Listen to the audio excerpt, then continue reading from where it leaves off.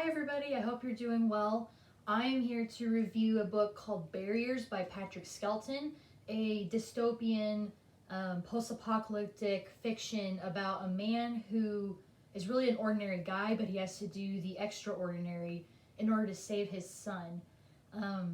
So basically the kind of basic rundown of the plot is that there's a man named Nathan, and he has a son who's paralyzed, and they live in, I can't remember, it's like 70 years in the future maybe, and the world has been hit with these devastating solar flares to the point where like a huge amount of infrastructure has been destroyed, famines occurred, wars occurred to battle over resources, and what's left is humans rebuilt civilization in kind of like the epicenters of like cities that exist today, and they're protected by things called barriers, like these energy fields that create bubbles over these cities. And this particular one takes place in Kansas City, which is a familiar place for me, and there's other elements that come into play that I'll kind of talk about later, but really it takes place with this man named Nathan in the center, and he has to save his son because when you have everybody crowded into these barriers, and it's kind of like a very much a have versus have not sort of story, and like the wealthy, the privileged are in these areas called barriers, and everyone else is kind of stuck outside in places called sanctuaries, and they're really like run down slums. They're not very well taken care of. The infrastructure is very poor, and my cat is deciding to try to look out the window. And basically, if you're not considered productive enough, then you are removed from the barriers. And unfortunately, since Nathan's child Ian is paralyzed from the neck down, he is considered unproductive. So he's removed and he's taken to one of these sanctuaries, and ultimately is in great danger there because of his condition as a paralyzed person. And really from there it kind of turns into like it's got some noir elements of like a mystery. There's this conspiracy going on, a tale of like corruption but also redemption. Overall, like, if we want to go into kind of the elements, if just to remind you, the way I kind of look at a story and analyze it is by looking at the large elements that make up a story. So the plot, the characters, the setting and the world building, and the writing itself, like the technical aspects of how the book is formatted, how well is it written. So to start out with the plot, it's very straightforward. Well, I shouldn't say straightforward. Everything makes sense. There's nothing that happens that is totally against the already established rules of this world. As time goes on, we learn more about the mystery of why there are even solar flares to begin with, and apparently it's not just a natural occurrence. And it goes into kind of like the world government and the crony sort of corporatism that goes along with it, of the corporation that owns these barriers, and it and the government are both very, very corrupt.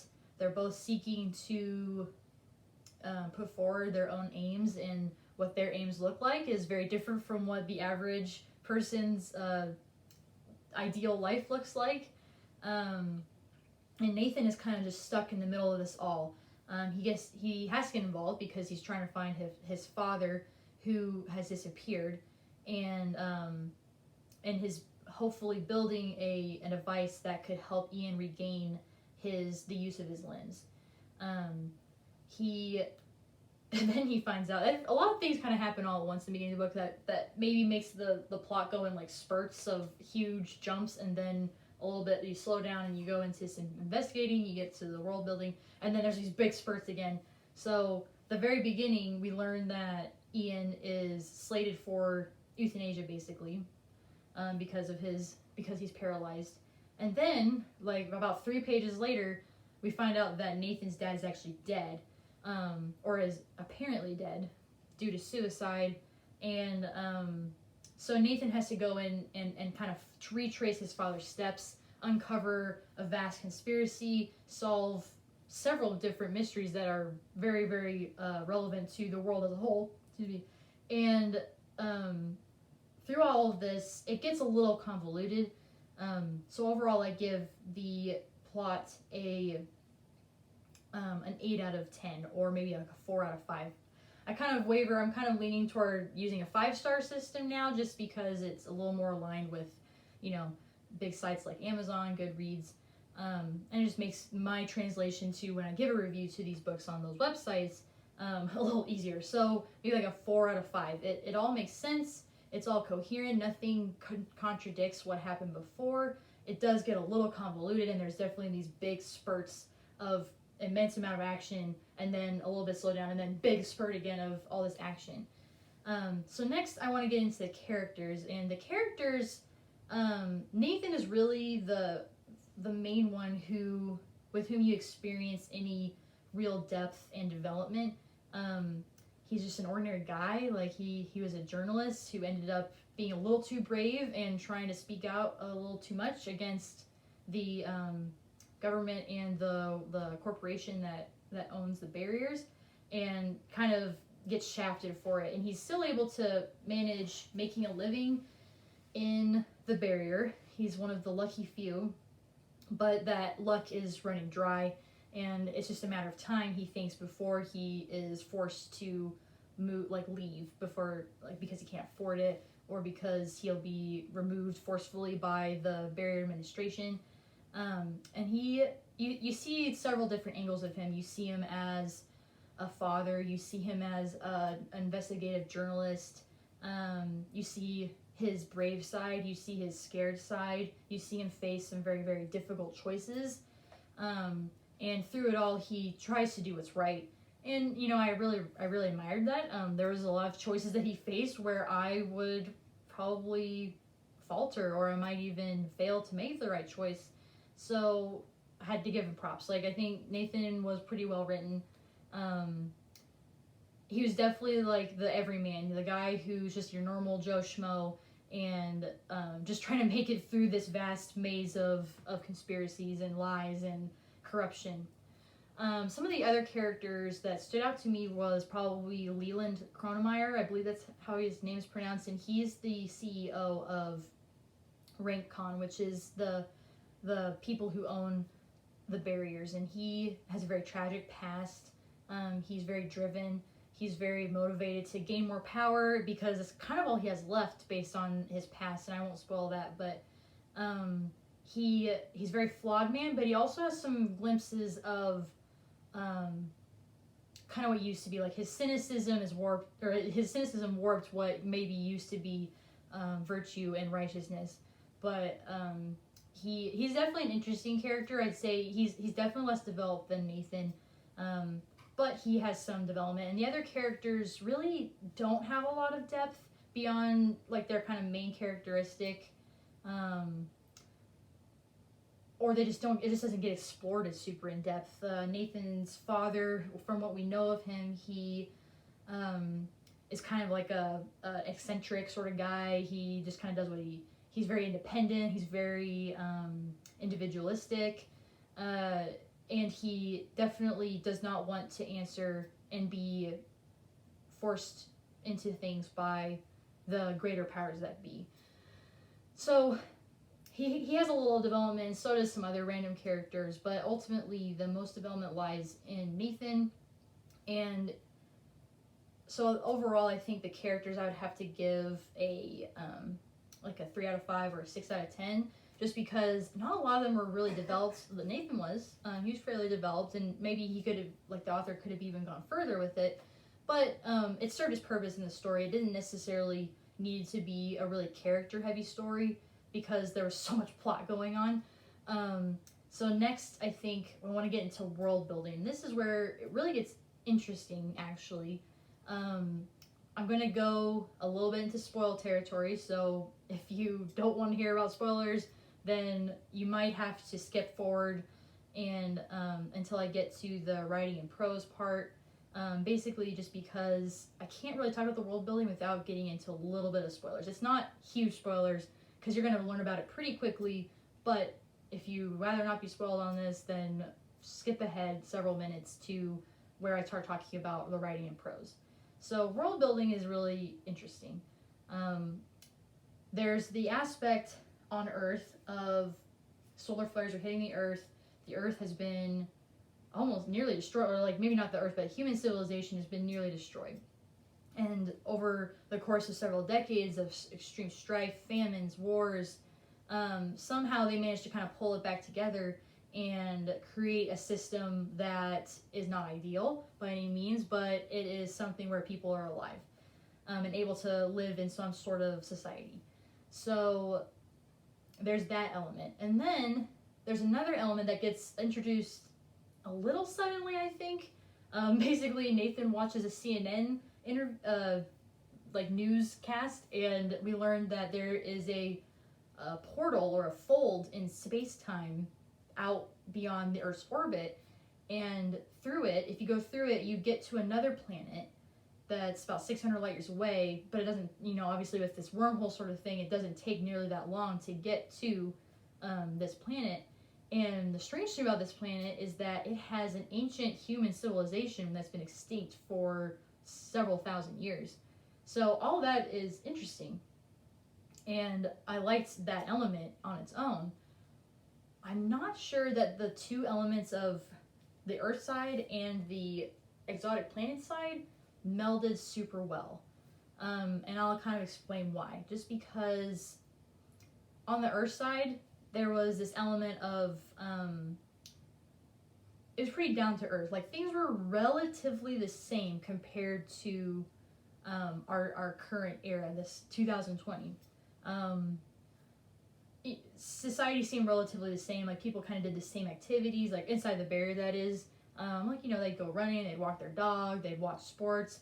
The Kansas City Chiefs still existed, the Royals still existed. Somehow Kansas State University still existed despite being about 2 hours outside of Kansas City, so I'm not sure if like the barrier went really far or maybe Kansas State University moved to Kansas City. Not quite sure. And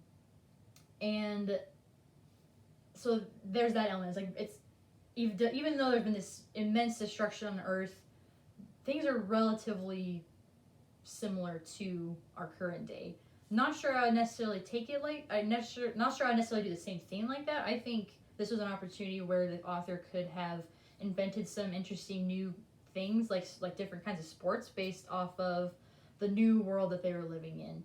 I'm not sure I can imagine the world going through such a devastating event and coming through maintaining the same like sports and universities and institutions like that. The top, like the governments and the corporations that exist, definitely all changed, but I think some of the smaller things would have changed too, like as much as like sports. So there's that element where it's very down to earth, and then there's this grand cosmic sort of fantasy sci-fi element that are kind of battling with each other, and it felt a little schizophrenic because we'd be going back and forth between the two.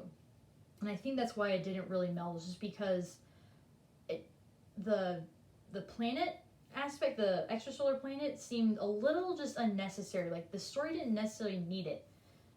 It was interesting, and I think I would have enjoyed a story where it featured that kind of mystery, but to have it compete with the story of the barriers and the strife that people go through because of this very stratified system, it was just a weird juxtaposition to me. And overall, I liked the two elements on their own, but together it just was a little strange. So that's why I think for world building and setting, I'd have to give it another like 6 out of 10 or 3 out of 5. Just because there was a lot of interesting ideas going on, but I just don't know if it really melded super well. I think maybe future books would create a stronger tie, though I do think like if in the first book it's got this sort of feeling of this kind of schizophrenic sort of dichotomy, then it's going to be hard in the second book as you're delving deeper into a certain thing. I'm sure he's going to go in kind of the cosmic direction, but it's just a little weird. And so the last thing I wanted to go into was the prose and the writing. And again, actually, I'm sorry for those people who skipped ahead. If you did, I might have to go into spoilers just a little bit again, because overall the writing was good. I think Patrick Skelton has a decent talent for writing. He wrote some very poignant moments of descriptions and introspection for different characters, and overall, I enjoyed his writing. I could envision what was happening in the scene, and so that really worked really, really well. There were moments where I think he relied a little too much on info dumping, either in the narrative or in the dialogue. If you don't know what info dumping means, it's basically just like a big bleh of explanation to kind of describe something, and something that could probably be handled better just within the context or more slowly unraveled, instead of all at once, just like, here's a paragraph explaining exactly how this world goes. And it wasn't too much. There were only like probably some few moments, but they were fairly major moments, and so that's why it stuck out to me. And I guess here's probably where I'm going to go into like heavy spoilers. So if you don't want to experience any spoilers, I would suggest stopping watching right now. If you're interested, go and read it. Overall, I'd give it a 3.5 out of 5 or a 7 out of 10. And go and get it if that's something that interests you. Right now, I'm going to go into the heavy spoilers just for anybody who has read it, or they're just purely interested in the storycraft sort of aspect of this video. So, at the end, we get a bit of a Deus Ex Machina, I think, where very, very vaguely some things had been set up, but at the end, a sort of boogeyman or the real true enemy or comes out of the woodwork. Basically, on Earth, there are these different factions that are all culminating in a certain area of the world, and Nathan's kind of the center of all, and the world relies on him to save it, because he has a unique ability that that's not totally unique just to him, but like very rare amongst humans, to see the barriers. And so he is needing to use that ability in order to basically save the world. And we find out that the person who was supposed to be saving the world, or was thought to be saving the world, was actually taken over by a robot. And this robot was the last of his race, built by the ancient human civilization that was on this planet. And he was vengeful because his race died being kind of slaves, like slaves for the humans, fighting their wars for them, and eventually dying out because the wars just went so long and so brutally. And so he has kind of taken over another human's mind and has been impersonating him this whole time.